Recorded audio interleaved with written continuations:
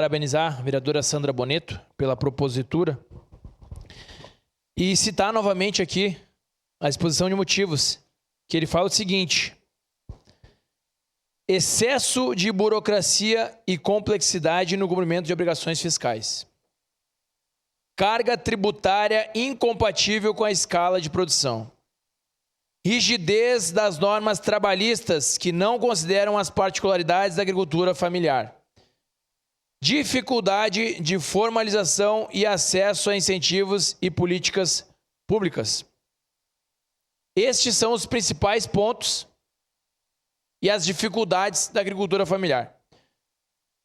No entanto, para os grandes empresários, sempre tem um benefício fiscal, vereador. E estes grandes empresários são os grandes financiadores de partidos políticos. E quais são os partidos políticos? Aqui tem uma notícia aqui, ó, muito bonita, dizendo o seguinte: relação entre a JBS e o governo Lula é marcada por reaproximação estratégica. Então, ou seja, nós temos pessoas que vão na tribuna e dizem que tem que defender o pequeno agricultor, mas na prática o governo federal dá subsídio para quem é grande, continuar mais grande ainda. E aí o que acontece? O governo federal atual, Lula, dá o benefício fiscal para quem é grande, e aí o pequeno fica insustentável, fazendo com que ele venda na obrigação o negócio dele, porque fica insustentável praticar aquele mercado. E aí favorece o grande. Pois não, vereador Sandro Fantinel, o senhor tem muita propriedade para falar, pode falar. Parabéns, vereador, muito obrigado pela parte. E só para colaborar aí com a sua fala, né? O senhor tem que entender, talvez o senhor não entendeu, que o presidente da República, ele precisa de dinheiro. Ele precisa de dinheiro. E o pequeno agricultor não dá dinheiro para ele. Então ele tem que ajudar o grande. Mas na propaganda política ele ajuda o pequeno.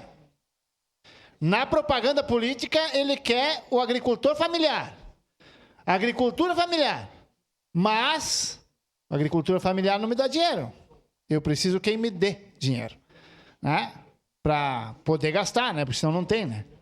É o grande agricultor. Então ele faz justamente esses subsídios pro agronegócio grande, porque sabe que daí vai vir aquilo que ele precisa.